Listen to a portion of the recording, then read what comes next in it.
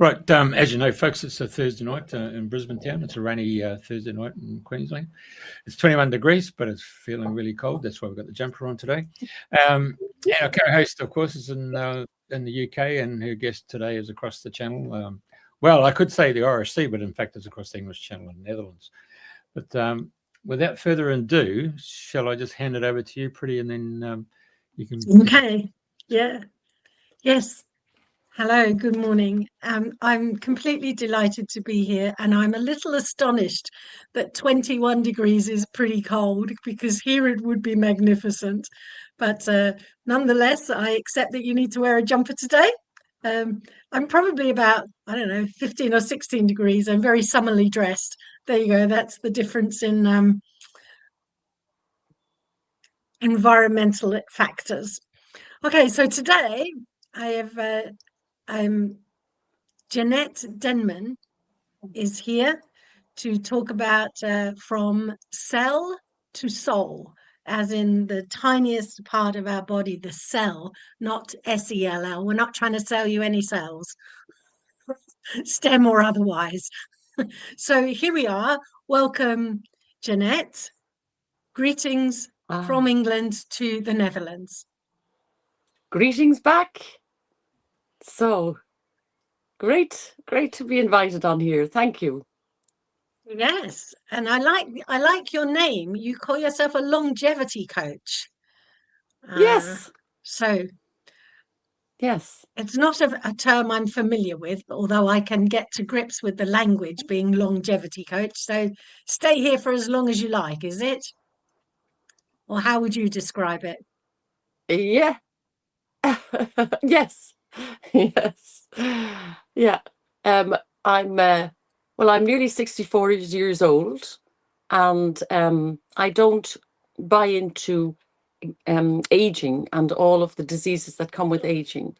And I think you can actually stop the aging process and also reverse it if you know what to do. And I know what to do. So tell. yeah. Come on, let it out. It's very simple. Okay. Well, in the end, it is simple. I mean, it's taken me a lifelong journey to work out. Well, first of all, it's a mindset. So we're trained as, when we're young, that old age, you're old and you get all of these diseases. But in fact, it's a mindset. So I've decided to ignore all of that.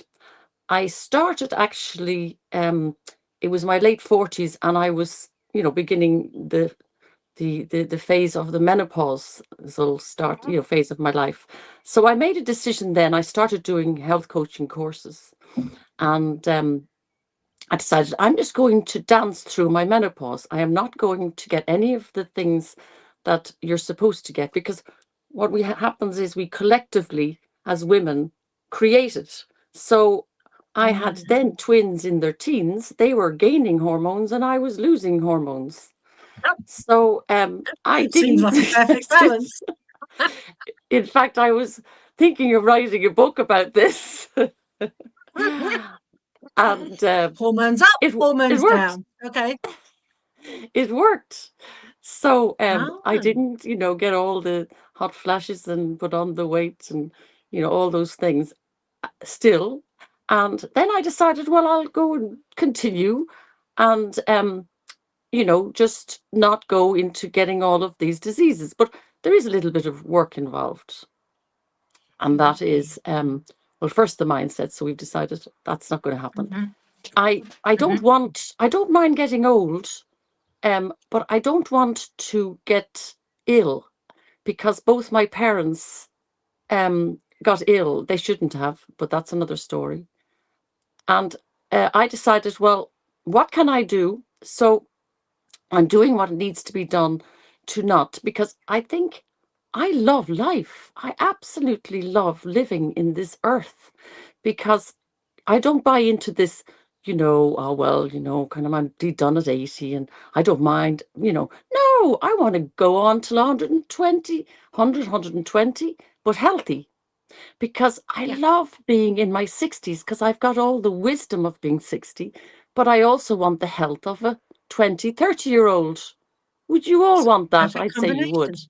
combination. Yeah. So that's going to be my legacy. So I better keep to my own word. Have another interview with You've you. said Teach it you now, how to haven't you? stay. Yeah, teach you Right. to stay alive, and we'll have another interview when we're all 120. Is that a deal? No, I'm going for 600, mate. Good for you. You've no ambition, Janette, not like our Jeffrey. Genius. So just pick a number, isn't it? That's fantastic. Well, I I'll love go the for idea of that. 601 then. She's already put the gauntlet down to outlive you, Jeff. Fantastic. Okay, and you'll be playing volleyball as 602. well at 599. Get out there and give the ball a good bash. Fun. I love it. I love it.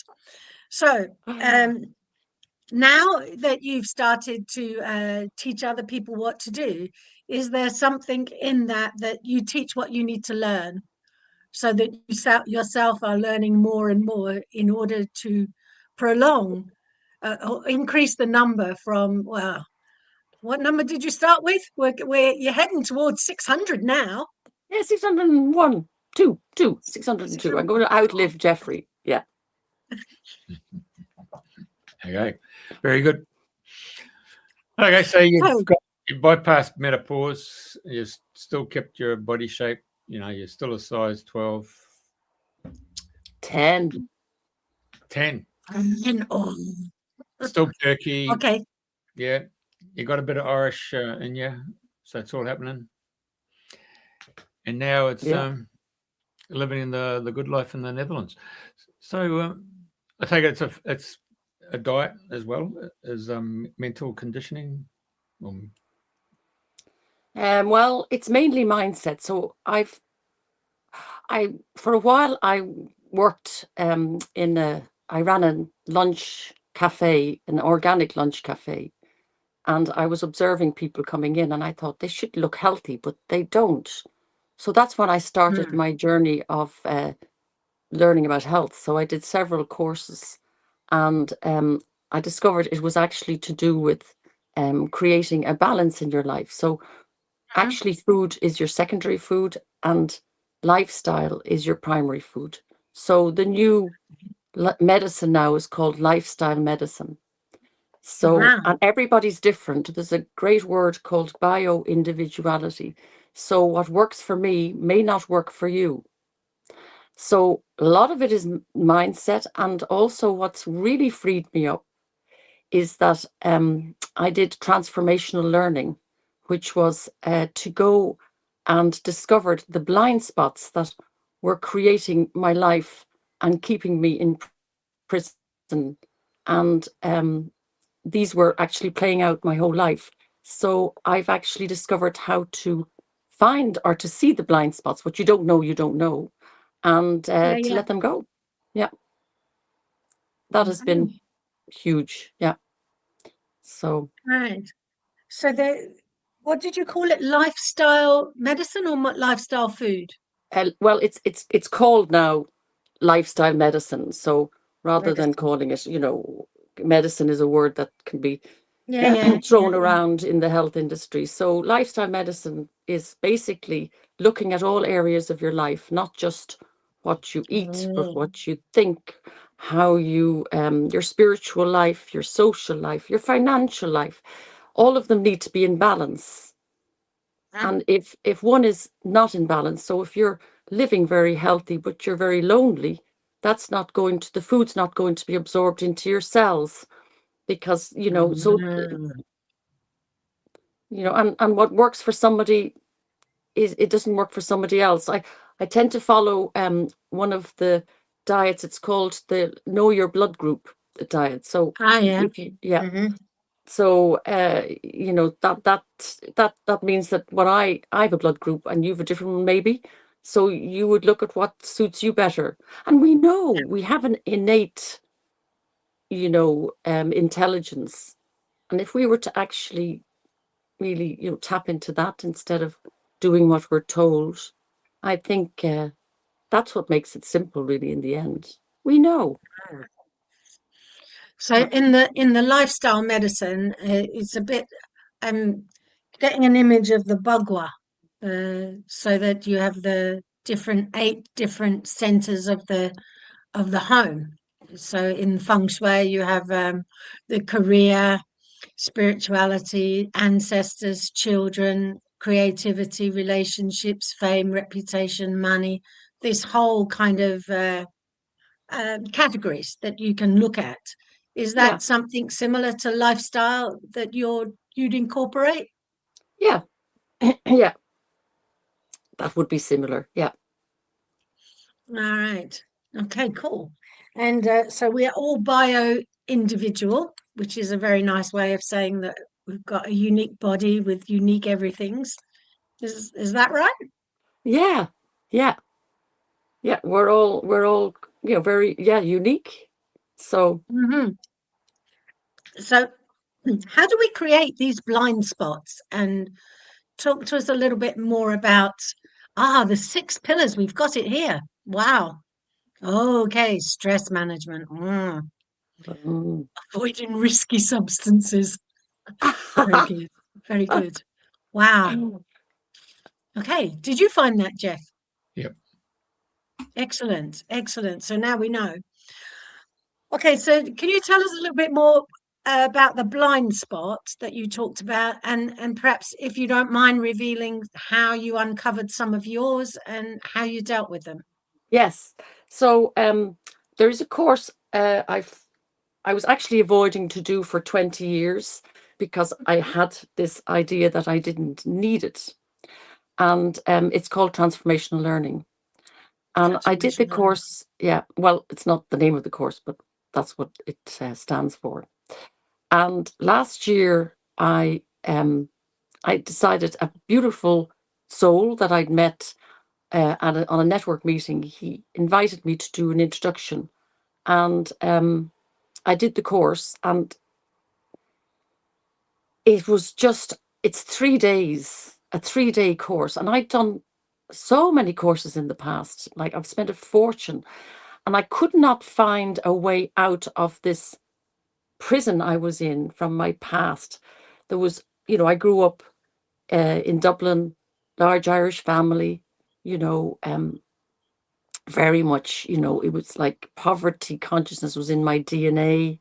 What's money's the root of all evil, and there was no future for us, and we lived in fear. I mean, there were a lot of lovely things that happened, but there was a lot of stuff, and inheriting mental illnesses in the family. It was, it was a dysfunctional youth. At the same time, there was a lot of love in my family, but that saved us all. But like everyone else, we all have our story. So I couldn't seem to find a way to release those things that happened because I didn't know. It was gone. It was somewhere. It was like gone in my subconscious. I didn't know what was creating my future. So during the course, around the 3rd day, suddenly the penny dropped. Now, it's not like as if suddenly you do a course and you're all done and dusted. They teach you the tools. So I realized that things that happened in my youth, but I'd created a story around them. So I'll just give you an Right. example. Yeah. When I was little, I was the 4th of 6 children, and my mother had twins, and then she had my sister, and then she had me, and then that was pretty, she had 4 children under 5, but then she had a break before my brother, and she 3 years kind of having me at home, and she pretended I was her only child, and I was like, it's like I was her little girl. And she took me to school one day. And I felt like I arrived in this school, and there was a really ugly teacher, and I was really scared. And during the course, the 3 days, I saw myself there as a child, and seeing my mother, I can actually see what she was wearing, walking away and leaving me there. I resented my mother my whole life. I made a story around the fact that I hated school, which I did, and I didn't fit in. I didn't fit in anywhere. I really hated school all my life. And I realized during that 3 days that I'd made a story around something that just happened. My mother brought me to school. In those days, she didn't stay. I created a drama, a story around it my whole life. When I realized that, I can't even remember what it's like to resent my mother. She's 95 in a few months. I love her to bits. Now, can you imagine? My whole life was about that moment. And that's many of those moments. That's just giving you an example of one. Okay. And so, And yeah, so once you'd realized that the story was just a story, yeah, it was able to be, folded up and put away, yeah, put back on the bookshelf like any other book and story that anyone would read. yeah. So I realize now we Ah, create stories around things that happen. And okay. the stories become so big that we start, like, say, one of the things that breaks my heart is families breaking up. You see it happening where a couple, they divorce and one decides to want to really get back at the other, right? So they create a story around that person with the kids, and they become so believing of the story to turn the children against another parent. And I think it's the most unloving thing you could ever do, just to get revenge on that parent. Yeah. And then what happens is later on in life, you make yourself believe that the story is real, because what if you were to give up that story?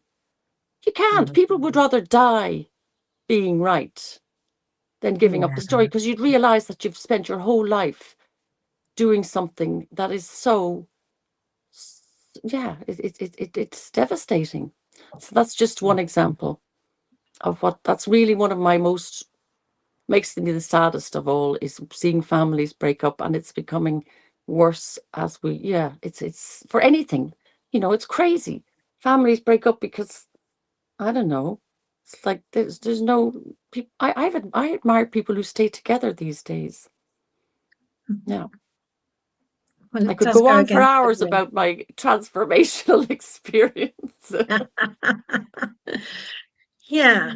So really, it's about, from what you've said, is identifying the story that's holding you back, or that you're uh, confirming over and over again. So it's a reiteration of exactly the same thing, and the more and more you do it, the more and more it's believable to yourself. Yes. Yeah, And okay. it's And the it's a most fascinating thing it's released to me.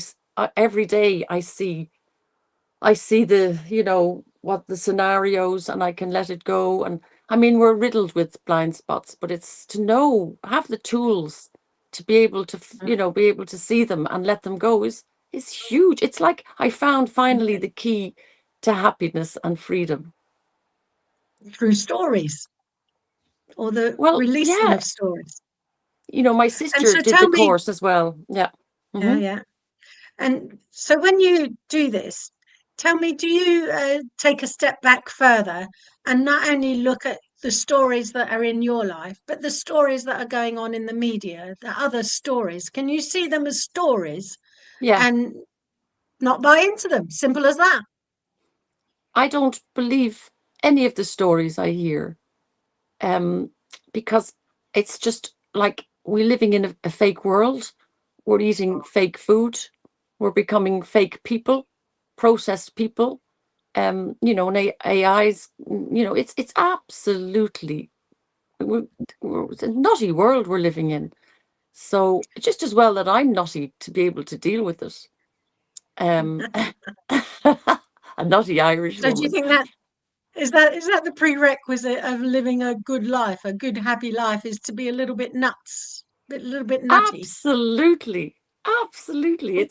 I'm so blessed I'm Irish with a great sense of humor. I inherited Well, great yeah. Well, they're my they're great storytellers, the Irish, aren't they?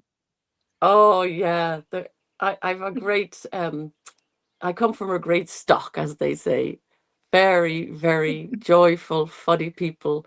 You know, I feel very blessed that and Yeah. my son, who's half Dutch, he's inherited my humor. We have such fun together. Thank God I've got one person in the family. And so tell me, have you been to Castle Blarney and kissed the Blarney Stone, or do you not need No, to? I don't fancy kissing a stone that millions of people have kissed. Bleh. It's very touristy as well. No, no, no, no. No. Have you? Okay. No, I got to the top and I thought, I'm not doing that. You must be joking. I have enough story inside of me as well. So I didn't do it, but I got there, Yeah, but didn't actually make it. So moving on a little bit more back to where we were talking about your transformational learning and the blind spots. So blind spots kind of equate to stories, really. Or Yeah. there's a yeah. Yeah. And these days you're doing is it a weekly podcast for people's, like a free health clinic? What's that all about? Oh, wow. Talk about being in the zone. Well, Oh, in the zone. in the zone, yeah. So my big passion is well, it's all about, you know, creating health and happiness.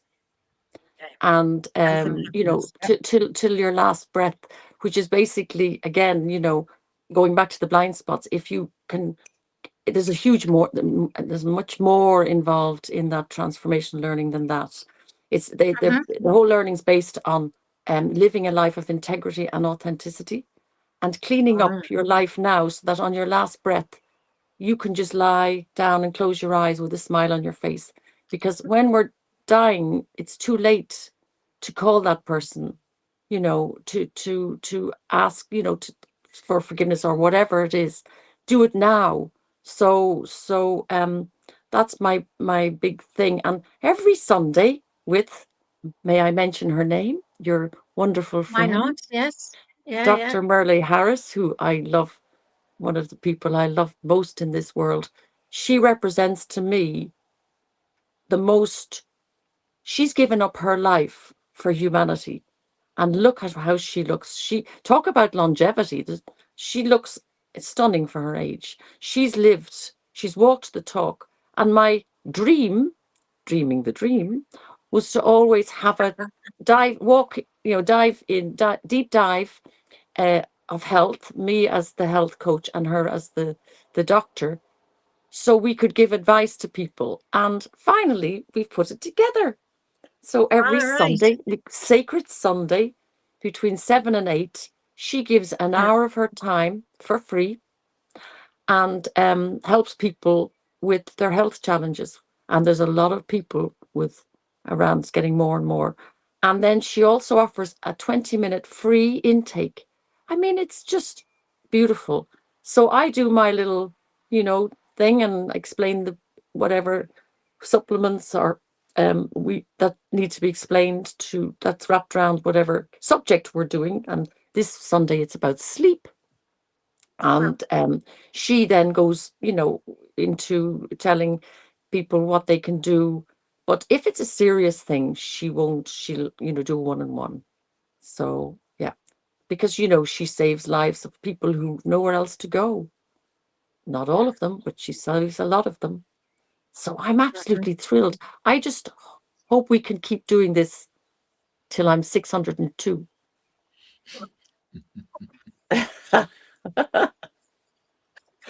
She's definitely going to live till 602. Is this Oh, genius, Janette, genius. So this is it called Sacred Sunday? Well, no, I gave it that name because I love. It's so weird because, you know, in the beginning I thought, oh, Sunday's not such a good day. But now that we're doing it, it actually is the best time because it's just before the beginning of the week. So it kind of sets the stage. I was like on a high last Monday and I was thinking, what's going on? Why am I feeling so great on a Monday? And I realized it was because of that hour. It's much more than just health advice. There's a kind of a sacred space. That's what it feels like. Okay. You know, it's the best thing I've ever done. Is this the lady? Good. Yeah. Yes, that's her. and Okay. that's her. Okay. She's stunning, Jeffrey, in every way. I mean, so yeah, gonna keep this momentum going, and yeah, this is just yeah. So if someone wants to hop onto your podcast or what would they do on a Sunday? Well, they would. I can send you afterwards the link for it. I do an invitation every week with the subject, so it would be a Zoom link. Yeah. All so right. we would love to get mainly, like, I just want to share and share and share and share. We get hundreds of people on there eventually because so many people don't know where to go. And we eventually can get a team of, doctors like Merlee, because she can't do it all on her own. So we can have a ripple effect and help as many people as we can. It would be fantastic to live happy and healthy to 100, 602 and beyond. Yeah. Gosh. To change my my website. Changed your vibe completely, hasn't it? It's all your fault, Jeffrey. It's up to 600. It is, Oh yeah. my God. What'll we look like when we're 600? Pretty much what we are like now. And we'll have beautifully hydrated skin and it'll be lovely and plump. And we'll be 20-year-old, 600-year-olds. So just keep that in mind and you'll be fine. Just look at yourself at 20 and just keep projecting. I think we'll go well. So you talk about nutritional supplements to speed up the healing process. So Yes. is the healing process for you all about getting the right story? Right. So I'll give you a little background regarding one of the most profound experiences I've ever had in my health education. Would you like that? Okay. Yes, please. Right. So about 15 years ago, I was invited to a talk in Amsterdam, and it was an American couple, and he stood up and started telling us about a missing link in our food. His wife was very ill. They were a Mormon couple, and nothing helped her. She tried supplements, lived a very healthy life. They had their own organic garden. She ended up in a wheelchair till he came across this little science that wasn't known then called the science of glycobiology. Have you ever heard of it? No, but This is from the title fascinating. I can. This is actually, when I saw the talk, I was like sitting there going like, oh my gosh. Right. So if we go back to the 70s, they discovered they had a microscope that they invented that could see cells better, So when they looked at the cells, they saw around the cells as kind of a halo and little hairs, right? And they never realized that. They thought, what's that stuff around the cells? We've 80 trillion cells in our bodies, right? They discovered that these hairs were actually, they're called glyconutrients. And they're little antennas, like, your phone has an antenna.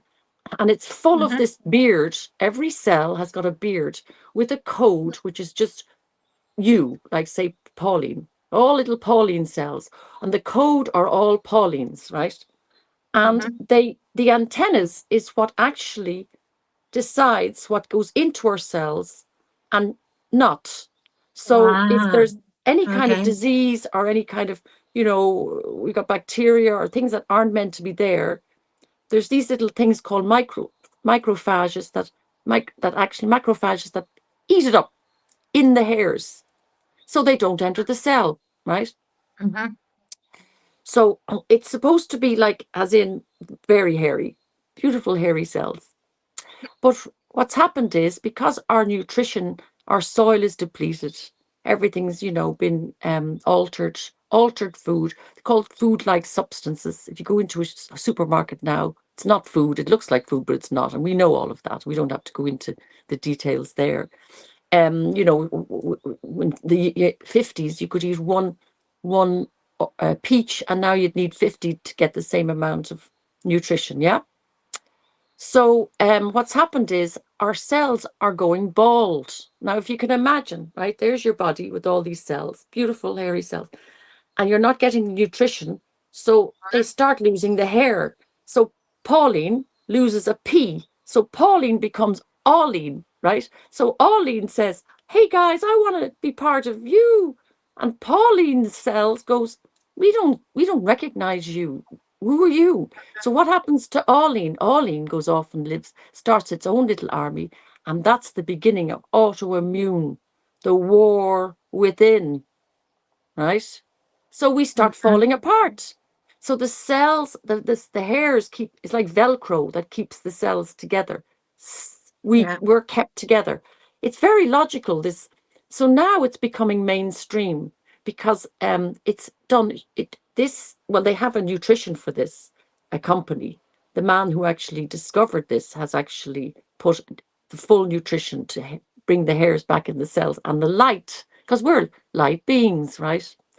So because it's not known by the masses, we're still educating people, and education is the key. So I am educating people regarding this missing link. And the man that I saw has written a book. It's something like There's an Elephant in the Room. It's a really thick book, all about the missing link. His name is Larry Law. He's given his whole life to going around the world and sharing this information as I share it with you. All right. Well, Jeff has just asked, what's the name of the cell? The one cell with the hairy, just cell. It's all your cells, your hairy cells. Yeah. So So that's why I call my presentation from cell to soul. Soul, yeah, because we're light beings. So if you bring the light back into the cell, we become more light. You see? Okay.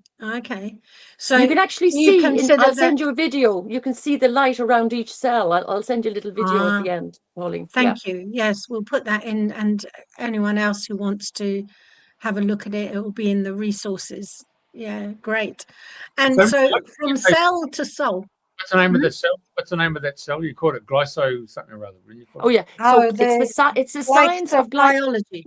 Yeah. So let's go. Just one little thing I want to share with you. Well, a big thing is I'm sure you all know about Bruce Lipton. Yeah. Bruce Lipton wrote a book, The Biology of Belief. He was a doctor who discovered that our genetics are not set in stone, that epigenetics is our thoughts create our reality. So that's paralleling with this blind spot idea. Everything happens in your youth. Most things that happen from 0 to 7 are set in stone, and it plays out in your future. So those little hairs are the epigenetics, because they're going to give the information, your thoughts, the environment, everything will go through those little hairs into your cells.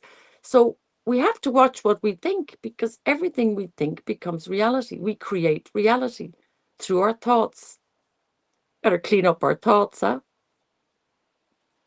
Yeah. But it's our subconscious thoughts that are playing out. But I'm sure, it's nothing new to you guys. All right. So, it was the science of glycobiology that inspired all of this. The science of glycobiology. Yeah. And within that science, there's a picture of a cell with so if you go into PubMed or anything, there's thousands, hundreds of thousands of paid reports, or all sorts of white pages, and it's a science, but I think it's beginning now to really hit the mainstream. I kind of got worn out going on the road trying to tell people about this when there's a very small audience. I've been talking to a very small audience for years, because there you go. That's it. Yes. The elephant in the room. And she's better. She has her own. It's called Angie's Options. Angie's Options is her website, and they're a fabulous couple. Yeah. So to me, that's the missing link. It's not in our food anymore. Okay. So we need to supplement. So the missing link is if you like, it's the hair growth around the cells. Yes. Now, another thing I want to say is that if you have your cells hairy and they're you know, they're complete, all the other nutrients get in. So if your cells aren't, you know, healthy, all of what you take in your supplementation in your food won't go into your cells. So that's why you need this nutrition first. Okay, excellent. So yeah, we'll be on here. I have a beautiful presentation about it, showing all of the different, you know, the nutrition and what it does. It's great, and it changed everything for me. When I saw that, I realized, yeah, that's. So you weren't letting in the good stuff into the cells for the cells to live their life and be healthy and happy. Well, look around you. Look at what we're eating. We're eating food that has no nutrition, and look what's happening to humanity. You know, there's young people getting old people's diseases now. You know, supermarkets, there's no food in the supermarket. Okay, Organic, so well, is this the what is epigenetics? So if people want to find out, epigenetics is fascinating, and in fact, when you understand that it's you know, as I say, the missing link, and also that our thoughts create a reality, and how the thing is, we can know all of this. I knew all of this for years, but I didn't know how to get rid of my blind spots. But I know now. Okay, so Which is why I know I can live a long and healthy and happy life with this information, huh? All right. So the key to the getting rid of your blind spots is just seeing it as a story. Well, yeah, I think, you know, to tell you the truth, that story. I would, recommend speaking to like a coach who's been doing this transformational learning for a long time first. There's people who've been doing this for 30 to 40 years. And, you know, I'm pretty new, but I have a woman in Ireland, a fabulous woman who's a veteran in this area. She's been my coach, helping me through, because I've had a lot of breakdowns in the last year, because when you start seeing, you know, things that come up, and you also kind of have to take responsibility for things you've done to people that you didn't know you did, you know, it's not always, but that's good. It's because you can actually make, you know, it's called completing. Say, Pauline, if I'd done something, you told me something in confidence, and I told somebody else, right? I would come back and say, listen, Pauline, you know, I wanted to tell you that I apologize that I didn't keep my word. And you might say, well, some friends of mine go like, well, Janette, I can't forgive you and I never want to see you again. But that's okay. Or they might say, okay, I really appreciate it. And then we become friends again. Okay. But I don't point the finger at them. I don't say, well, it's because you did that, or you. No. It's got nothing to do with them. It's to do with me taking responsibility for things I did, but I didn't know. That's so huge. it opens up. Yeah. It opens up the I don't know what I didn't know, and it lessens the size of that. You're not feeling kind of like bad because you didn't know. Like, say, with my partner, one day I came into his house and I had the phone on, and I said, go say hello to this person. And one day he said to me, you know, I don't like the way you come into my house and just take over. And the old me would get really upset, and I'd go out the door and relationship be over. He'd be wrong and I'd be right. But I went back. I did leave.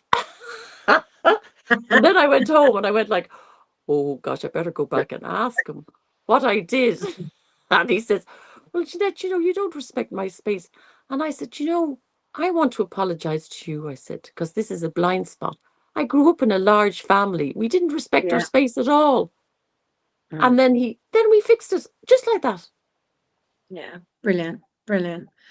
Okay. And I'm imagining a little bit further along into your journey from okay, come on. You've kicked Jeff off. He's having a good clip. Share the chuckle, please, Jeff. Well, originally in those situations, it's make-up sex, isn't it? It happens, isn't it? Just fixed it. Yeah. We can stop now. Hey, I have to say, Janette, I mean, in Hawaii, the medicine man or medicine woman in the tribe will gather people around. Say, for example, young Johnny there's gone and knocked off a push bike, you know, and the family whose push bike's been stolen gets up in arms and all that stuff. And so they come around to the chief's place, and the medicine man says, okay, now, little Johnny, what did you knock off that push bike for? Well, Mum got really, really crook, and I need to get down to the chemist to go and get some tablets, so that Mum would get over it. And so I grabbed the push bike. Where's the push bike now? Oh, I put it behind the house of where I got it from. Oh, okay. So it's all sorted, you know, based on the fact that they'll get the whole community around to talk about it. Yeah. But, I mean, the other thing, of course, is attitudinal healing in the respects of pictures tell 1,000 words. So you bring up the actual picture of the situation, and then you go and change the actual words that are associated with the picture. You know, for example, if I was to give you a postcard of a couple, husband and wife, or male and female, sitting there at a little coffee school down there in the street of Paris, looking at the Eiffel Tower, it doesn't matter what language you speak on the planet. Everybody knows that you're in the street in Paris looking at the Eiffel Tower with a cup of coffee. So it doesn't matter what language. It's just that the picture tells 1,000 words. And then we go to those other people who've now gone into hypnosis and doing family constellations and going deep within the actual recesses of the mind to do the hypnosis and the situation and changing and reframing it. But I have to go back about 12 years ago, and a lady in the Gold Coast in Queensland here, she was a trance medium, and she bought this Egyptian called Min. And Min, she said, I've been told to step back and allow Min to do the meditation. And so Min came through, and he said, today's meditation is about going within and switching off the death gene. Oh, wow. Yeah. So that was quite profound to go in and then switch it off. Yeah. Well, I'd imagine that's a prerequisite of living to 602 or 3. You need to go in and switch off that death gene. Well, they've already done that, mate. So, but I have to say, there's some of those masters that have manifested on my back deck, and they're over 2,000 years old, mate. Oh, wow. So do people see them in physicality? We don't need to die, yeah? You don't need to die. No. Yeah. Well, the game plan, as I see it, is that if you've got that process, and if you can, turn water into wine and get loaves of bread. I mean, the game plan there as well. Yeah, you can do that. Why can't I manifest a glass of water, or why can't I manifest a sandwich, or why can't I manifest some coins to pay, or why can't I just relocate my physical body from Brisbane to Netherlands, just like that? Yeah. Why not? The game plan is what's stopping us from doing it. Yeah. Excellent. Might have a matter, make the free phone call. Beam me up, Scotty. Beam me up, Jeffrey. Yeah, I think you have to visualize where you need to go, eh? So if you've never been to that place, then you need to actually get some point of recognition or reference point. So if you know someone like Janette, then you'd see Janette, and then you'd actually manifest alongside her. Oh, wow. Yeah. Wow. I can see that happening. Yeah, when you're in Janette's environment, then you can look around and then you clock it, then you know where you can actually manifest without interrupting Janette when she's having breakfast or something, Well, there's something it's interesting about longevity. We become wiser. I love being in my 60s, because I've had got a very exciting life up to now. And, there's a wisdom of the years. But can you imagine, like, and then of course our society pushes us aside. It's like, now you're old. But can you imagine if we were to just, I'm not going there either. I think that's just absolute brainwashing, you know, to the Western world. But you can imagine if we were to get even wiser and we're healthy, what we can create with that wisdom, you know. So it's our time, really, it is. I think I'm just beginning. What do you think? Yeah. So 60 is the new 20. Absolutely. Brilliant. And you do also bioresonance as well. You mentioned to me before. Yeah. I've never experienced bioresonance that I am aware of. So Yeah. what Well, would happen basically, if I was to come to you for bioresonance? well, I work with light frequency because we're beings of light. So it's a software where I use headphones, so the frequency goes through your ears and scans your whole body. So I can show you your body from the inside. I mean, not your own, but you know, photos of all areas of your body, everything, even down to, you know, bacteria, parasites, and I can show you where the inflammation is. So inflammation is disease. So inflammation is the fire within. So your cells are red. You know, you cut yourself, you get red. So we want to take out the fire. So the way I see it is, you know, like a forest fire starts somewhere. So say diabetes, it can start 30 years beforehand, and then it gets a little fire, and then it gets bigger and bigger, and that fire spreads. So what I do with this scanner is I find where the source of the fire is in your body, and then we take it out, you know, with a fire hose, well, in the form of advice. And that's all, again, down to bio-individuality. So, and then I wrap around the advice around that person and what they can handle, you know, because some people find, you know, this very new and very weird because they're used to doctors and medical world. And I also will give them advice, even if it's down to one of the most healthiest things you can do in the morning is drink a glass of water to detox your brain. All your brain has detoxed a lot, you know, so just to get rid of, flush out all of the toxins, little things like that. And that's yeah, I love doing the scans. Yeah. So have there been any surprises in the ones that you've done?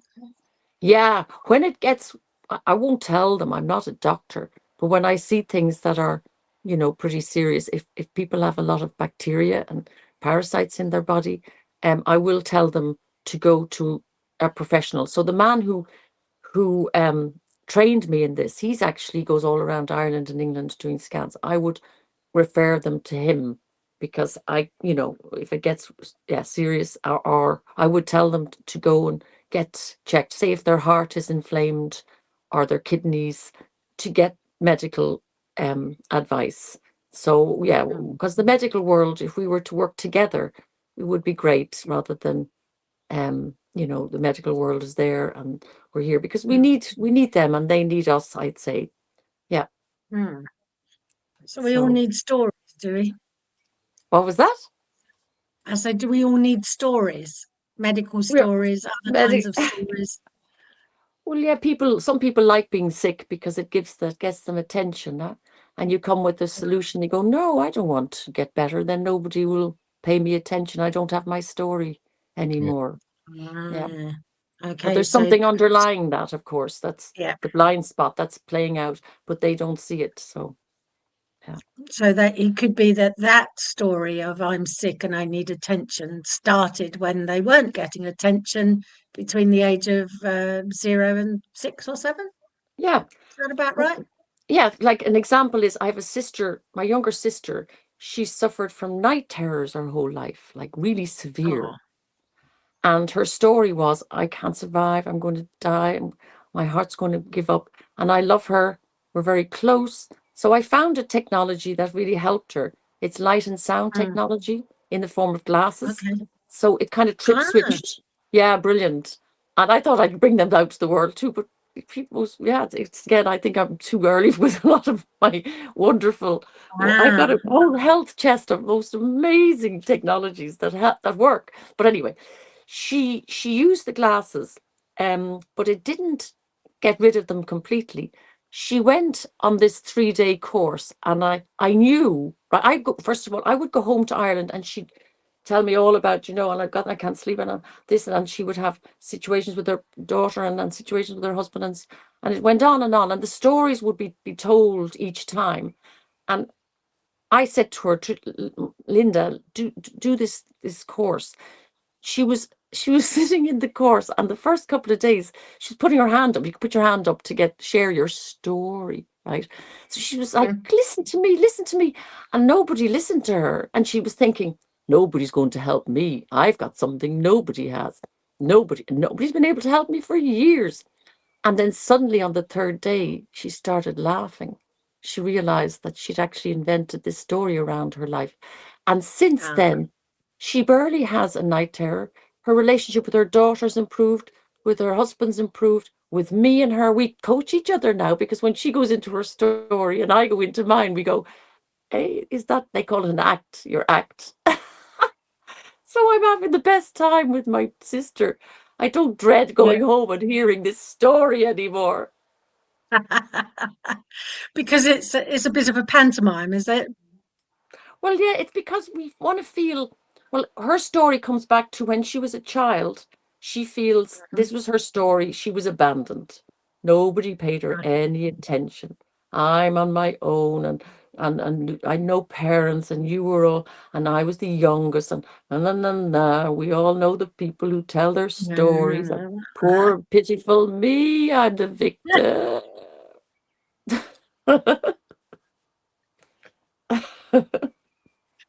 It's either a comedy or a tragedy, isn't it? One or the other.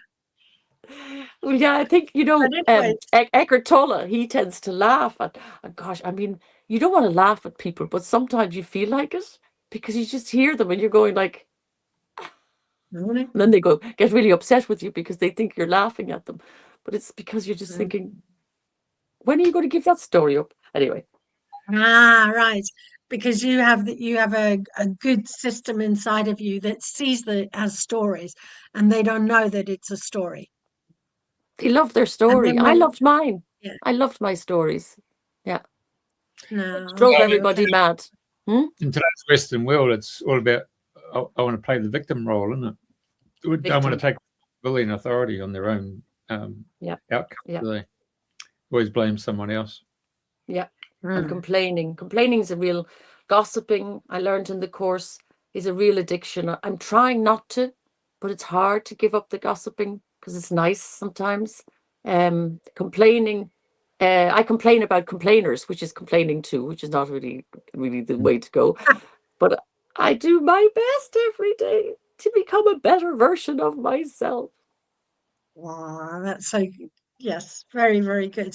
And if you do that for yourself, and that's what you're doing, you're going to project that onto the people that come to you, and they in turn can become a better version of themselves if they want. Yeah, if they want. And I used to be scared of attack. Like I used to feel I didn't fit in, and people would eventually turn against me.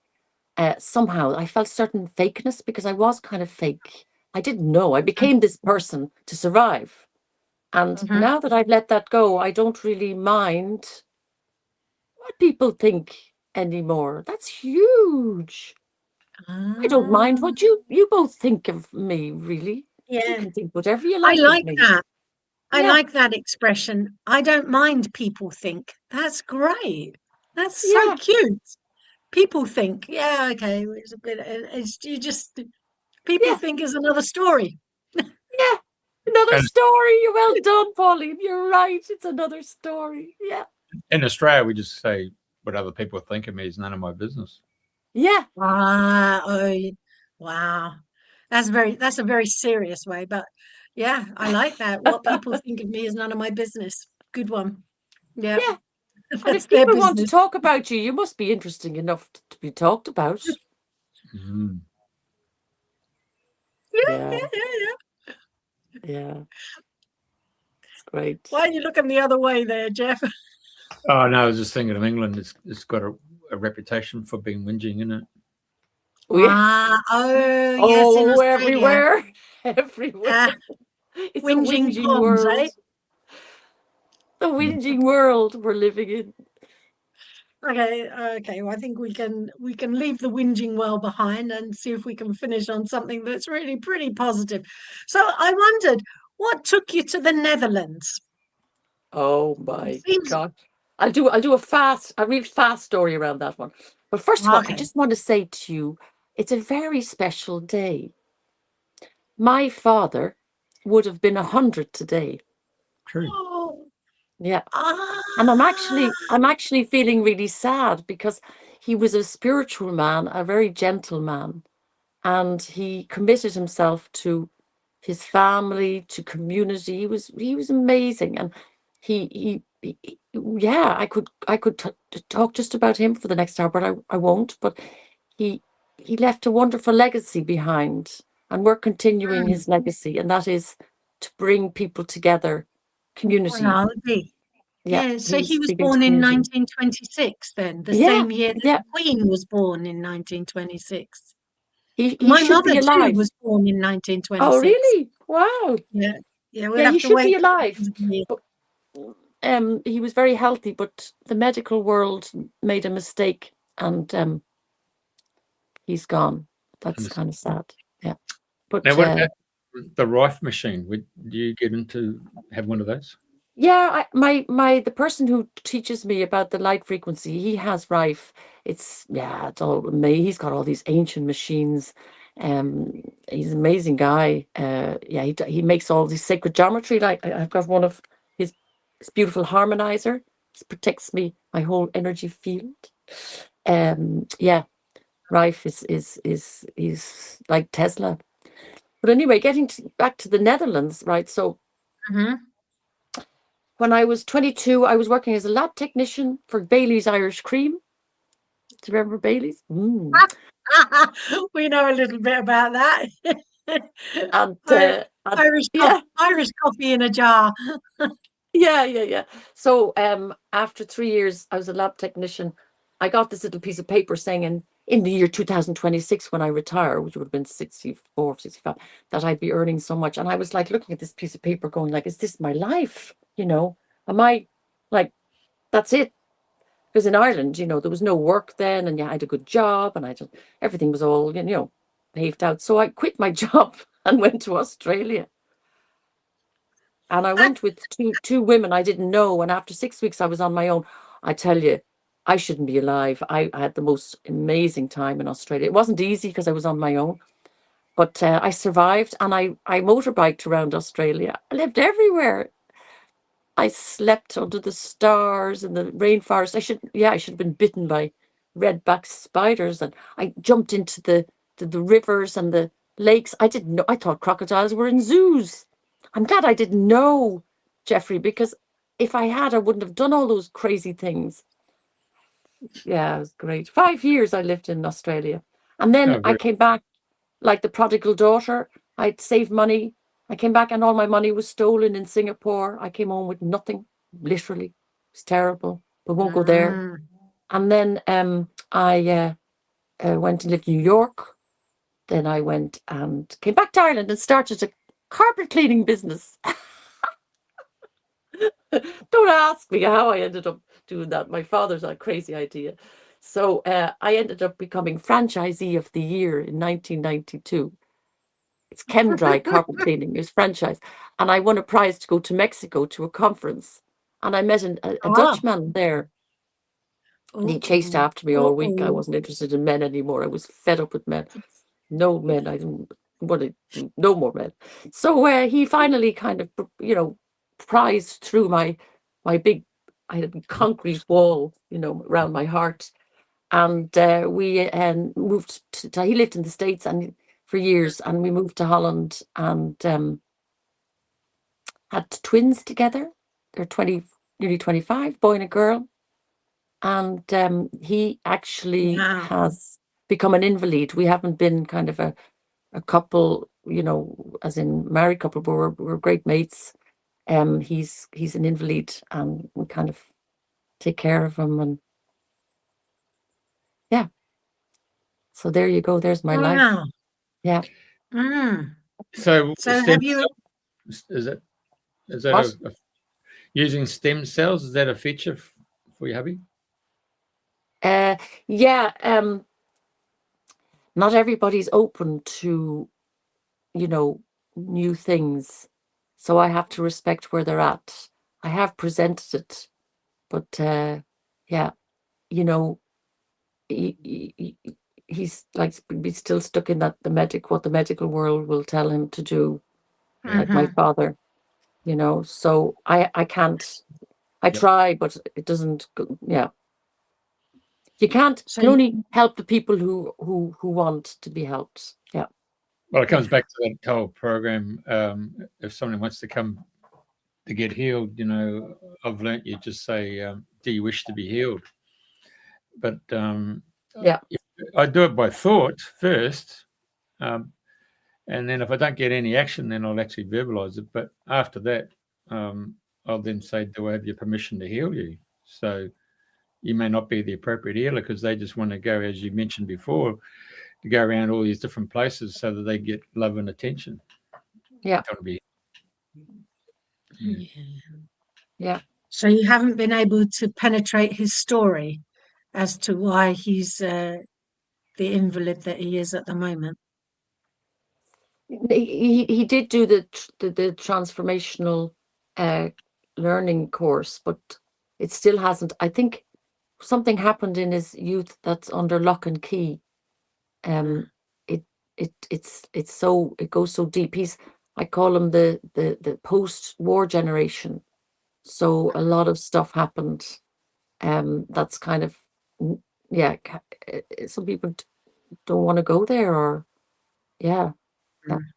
So yeah, I have to respect that.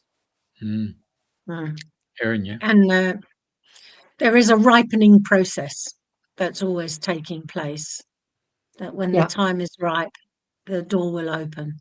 Yes, exactly. Yeah. But I do have a relationship with this wonderful man, Dutch man, and the love of my life. Finally met the love of my life. It's never too late.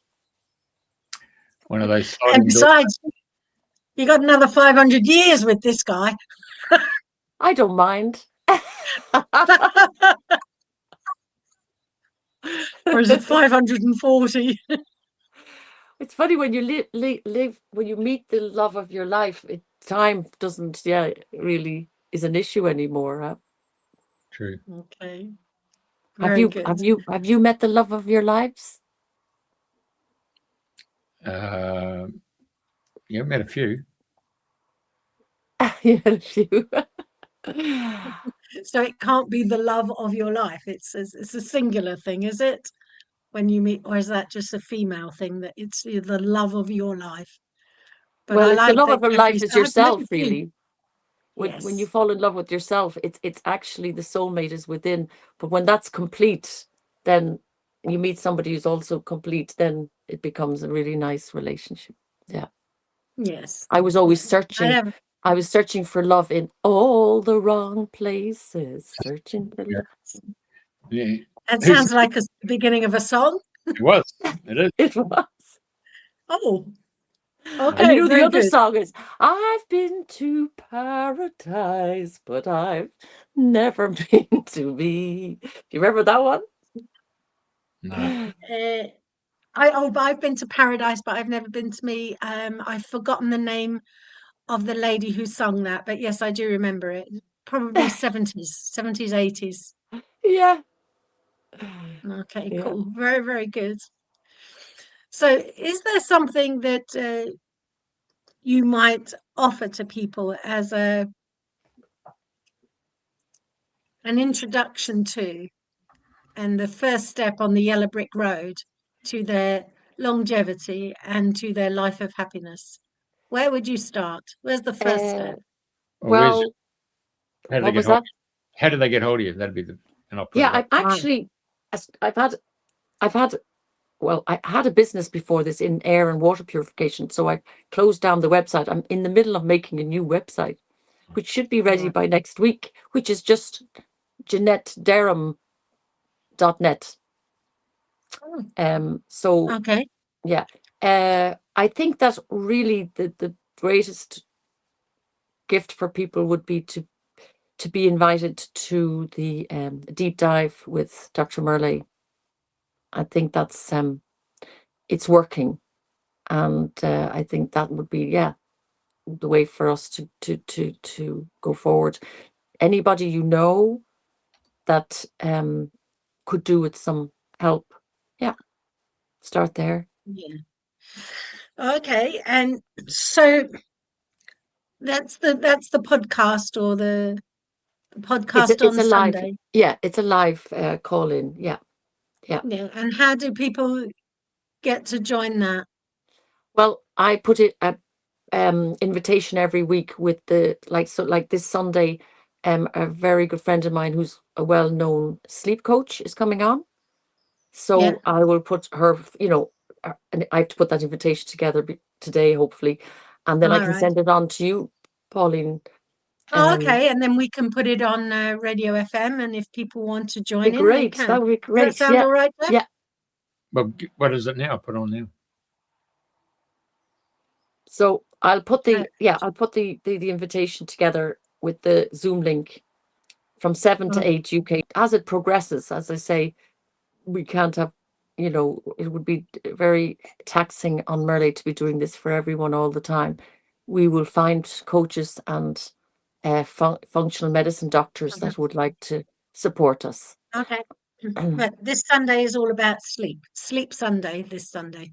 Sleep. I found out something about sleep recently that's very fascinating. Tell us all. Right. We don't need more than 8 hours sleep. That's all. We don't, any more than that is too much. We should never get any less than 6, because your brain is detoxifying. It's brain fluid that detoxifies your brain. But I learned something, and it's called the glymphatic system. If you don't get 6 hours sleep, there's a glymphatic system that actually cleans out, it breaks down the protein in your brain that attaches to your nerve cells, your neuro, cells that actually create plaque, which is Alzheimer's. If you don't get, it's 4 phases of sleep. If you don't get the 3rd and 4th phase of sleep, those proteins do not get broken down, which creates plaque, amyloid plaque. Okay. Interesting, isn't it? So sleep. Yeah. No less than 6 hours, no more. Like 6 to 7 when you're over 60, 7 to 8 under 60. Do you think your sister will tune in? Oh, definitely. I mean, she's told me that I've saved her life. I think I have. Glymphatic system. She wouldn't be alive now, she says, if she hadn't have had that light and sound technology. And now with this transformation, Oh, she's actually starting her own business, which is huge. Yeah, the glymphatic system. There we go. Yeah. Yeah. So that's she's living her life again. Yeah. Okay. I'll share with you my experience of sleep deprivation.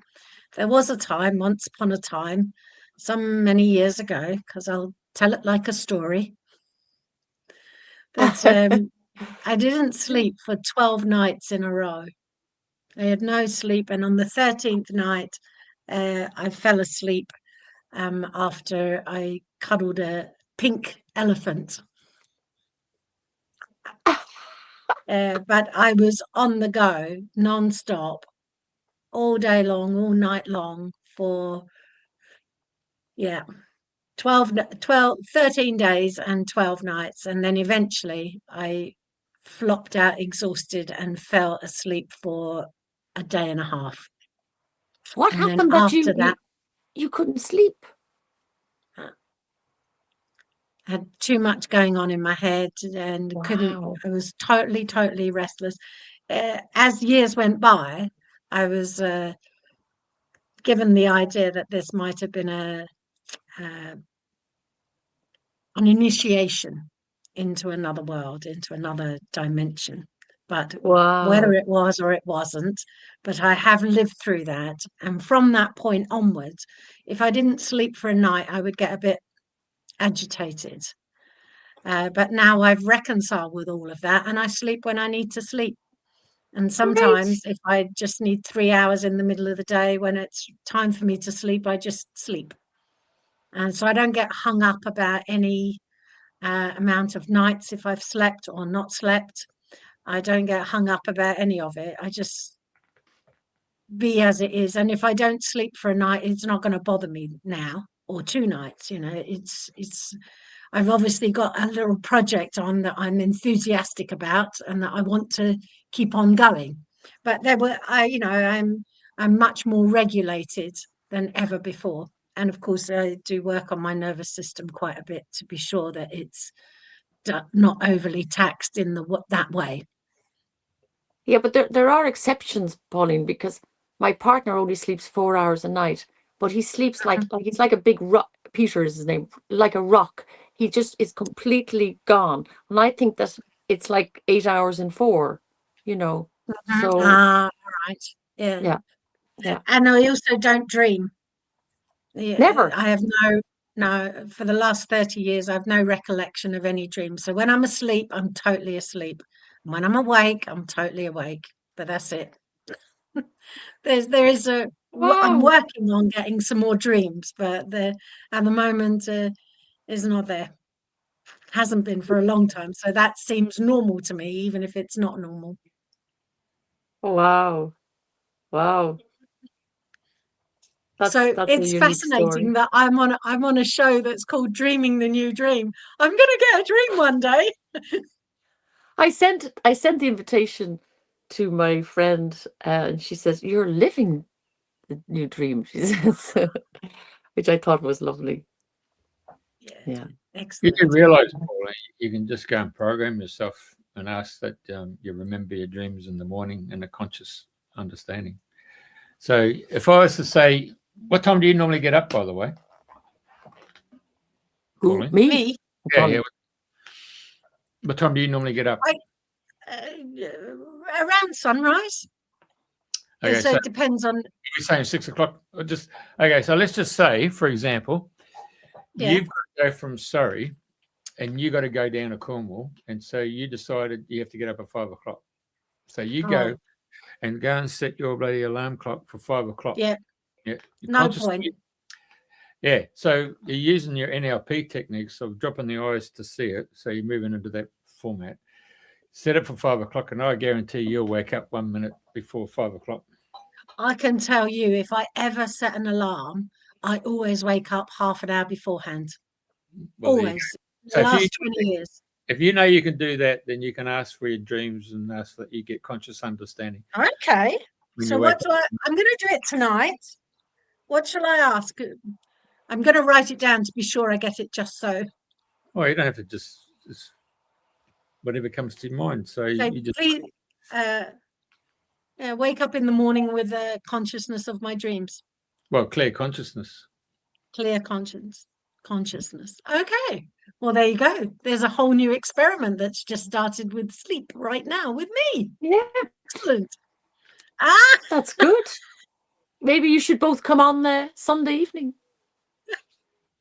Well, I might come on Sunday just to let you know how I got on today. If I just ask myself to get rid of all the stories that say I don't remember my dreams, which I don't know what that's all about, but we can get rid of that story, whatever it is, and wake up in the morning. No different to asking for a car park. No different to asking for a car park. You manifest a car park. Well, I do that very easily. When I want a car parking space, I just ask for a car parking space, and it has always worked. Always always for the last 30 or so years. A parking angel, they call it. Yeah.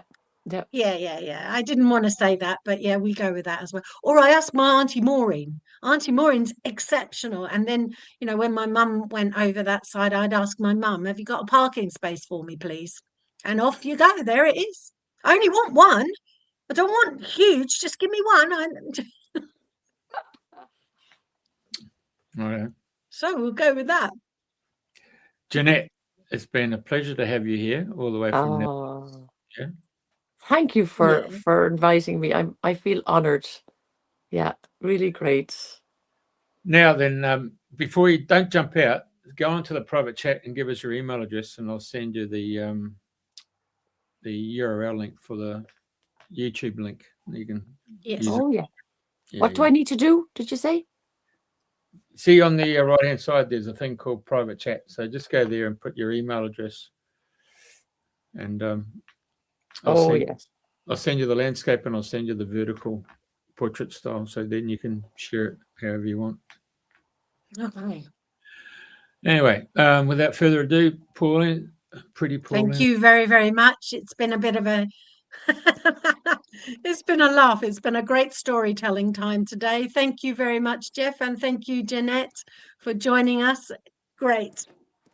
So I Thank say you very goodbye much. from Lovely to meet you both. Okay, got it. All right, love you. Bye Love bye. you too. Sleep well, Jeff.